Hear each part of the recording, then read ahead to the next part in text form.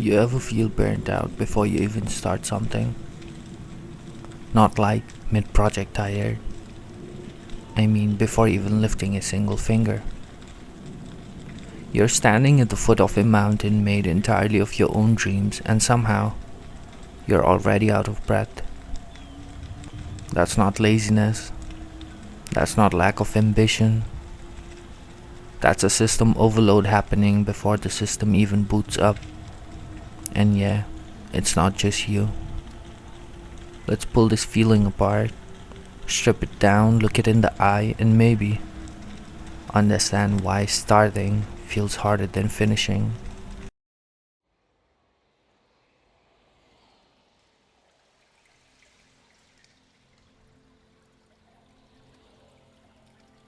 We usually associate burnout with overwork, deadlines, the hustle. But what happens when you haven't even started yet? This feeling, oddly specific, is called anticipatory fatigue.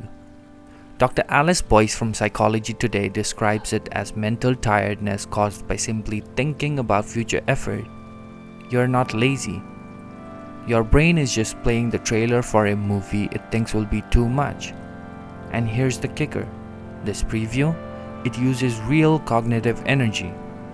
A 2019 study published in Cognitive, Affective and Behavioral Neuroscience showed that imagining future tasks activate the same stress circuits in your brain as actually doing them. Sometimes I wake up already tired, not because of what I've done, but because of everything I've imagined doing. The mind doesn't wait for life to happen. It builds little rehearsal rooms for pain. It sketches out all the ways things might go wrong, wraps them in a worry, and plays them on repeat like a worn-out cassette. It's strange, really, how we can burn ourselves out on things we haven't even started, how we feel the weight of moments that haven't come, as if the mere act of anticipating something painful can bruise the present. We are not procrastinating, we are recovering from the play our brain puts on while we are trying to fall asleep.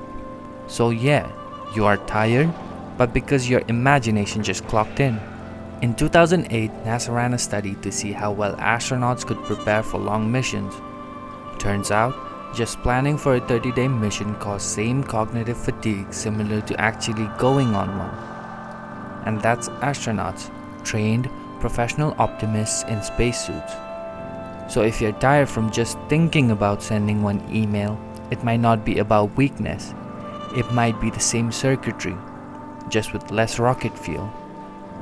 Your pre-burnout isn't fake, it's a neurological dress rehearsal. But let us look into why does the brain simulate stress before the task even begins.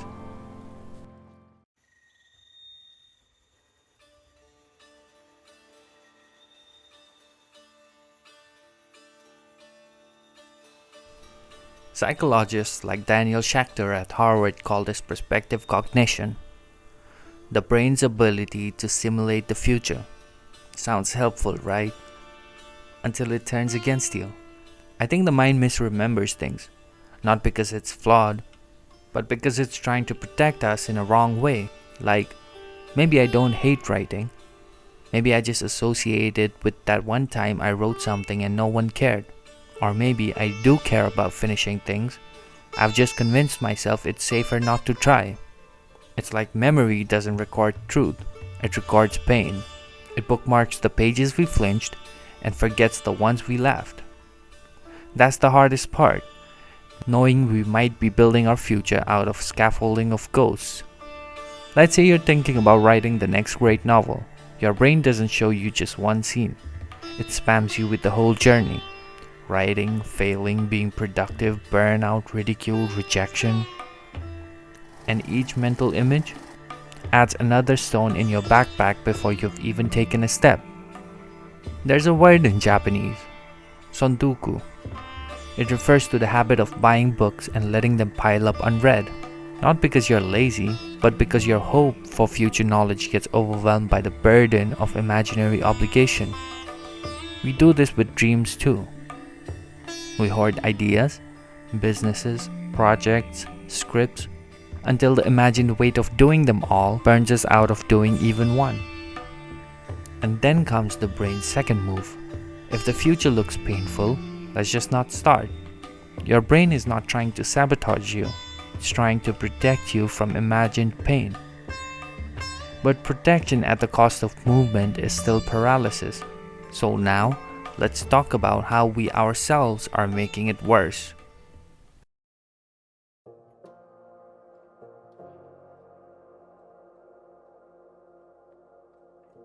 Psychologist Edward Jones coined the term self-handicapping in 1978. It's when you don't try, procrastinate, or undermine your own effort to protect your ego. Because if you never fully try, you never fully fail. I'd rather be a could have been than a never was. That's what it comes down to. There's comfort in the incomplete, in the half-finished painting, the draft you never submitted, the dream you didn't chase. Because as long as you don't try, failure stays hypothetical. Once you try, it becomes real, measurable, and if it doesn't work, that's your ego on the line. So we build excuses. We leave the stove on before the race. We say, well, I didn't really give it my all, but maybe the only thing standing between us and something beautiful is the fear that we might not be as brilliant as we hoped. Or worse, that we are brilliant and it still wouldn't be enough. David Foster Wallace in his works talks about the most toxic idea is the one that says you could be great if only. If only you weren't tired, if only you had time, if only you didn't have to deal with life. That kind of idea isn't motivational, it's a trap. Because it keeps your greatness hypothetical, which means it stays undamaged. And when we protect the idea of potential harder than we protect actual growth, nothing ever starts. This is why the moment you almost attempt something big, like starting that novel or applying to that dream job, a part of you whispers, don't do that, we're tired, not the right time, what if it's bad? The sabotage is not laziness, it's ego armor. You're not scared of hard work, you're scared of what trying and failing might say about you. But this fear doesn't exist in a vacuum. There's a reason it's louder for some of us, and that's where society enters the room.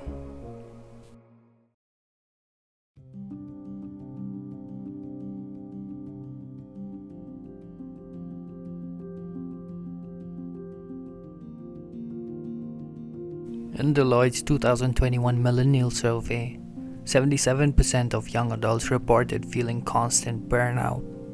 But most of them weren't even doing insane hours. They were just trying to be enough.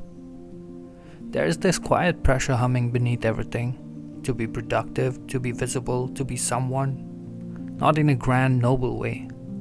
Just someone worth watching. Someone worth following. Someone who always seems to know what they're doing. But the world we live in changes so fast, we're always rebuilding our identities mid-air. No solid ground, no switch off, just constant recalibration.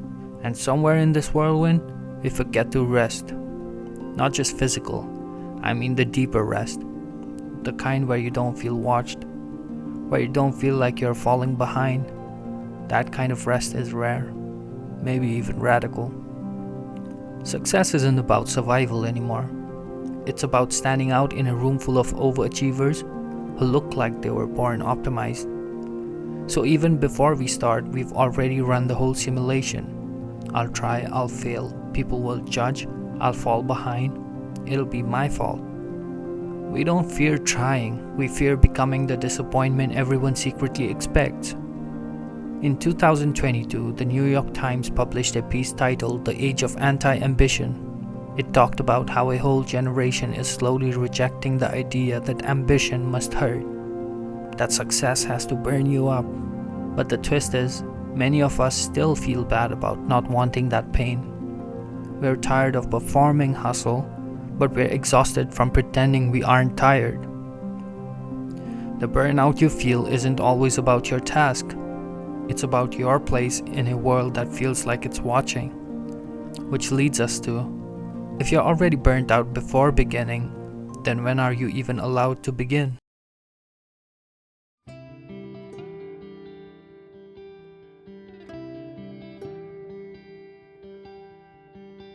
Roy Bomace's research into decision fatigue explains how each micro-choice drains your willpower reserves. And in today's world, everything is a choice. Even being yourself is a branding strategy. But here's something we can rewire: the reward structure. Right now, most of us operate on outcome-based motivation. I'll do if it works, I'll start if it's perfect, I'll try if I'm sure I'll succeed. The fix isn't to believe you'll succeed. The fix is to believe it's worth doing even if it fails. In 2015, an MIT study on motivation and reward showed something weird. Rats trained on high-reward tasks eventually gave up faster when the reward was removed. But rats on low-reward systems kept going longer. Why? Because they were motivated for their doing, not the reward. It's the same with humans as well. Sometimes we fail because the reward is too loud. It drowns out the joy of effort.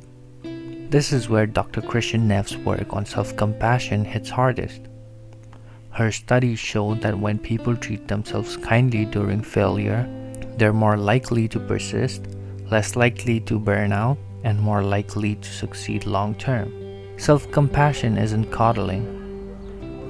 Some days, even choosing breakfast feels like a negotiation with the void.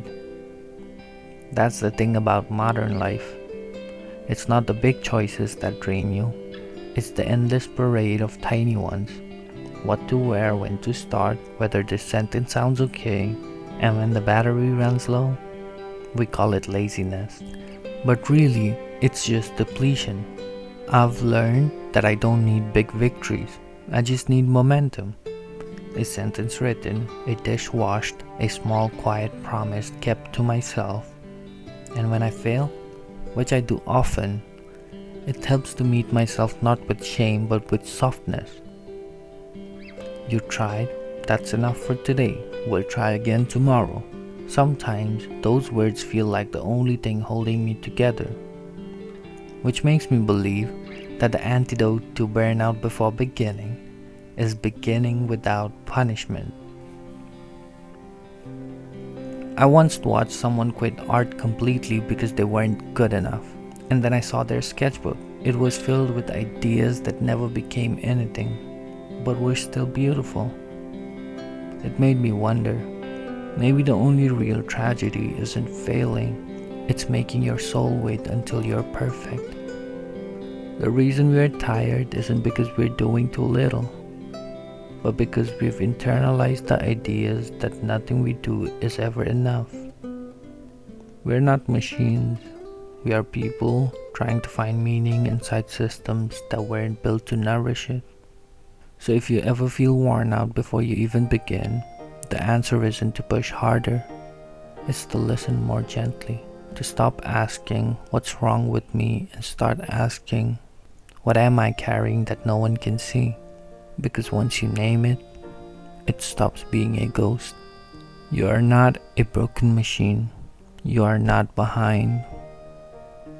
You are not a coward for feeling tired before you try. You are a human with a brain that's trying to protect you using outdated scripts. Burnout before beginning is not a glitch. It's a sign that you care too much, too early, too harshly. And the fix isn't to stop caring, it's to care better. Start with worse expectations. Lower the bar so low the only other way is up. Remove shame from effort, not from results, from effort.